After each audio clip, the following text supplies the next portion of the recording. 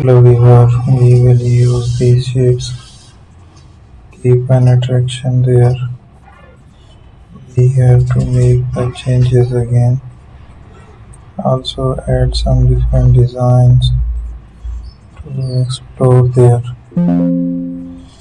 Use the shapes and structure again.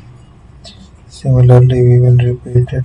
Make a selection using the razor tool over there. So now we will pick up more selection. Change the color here.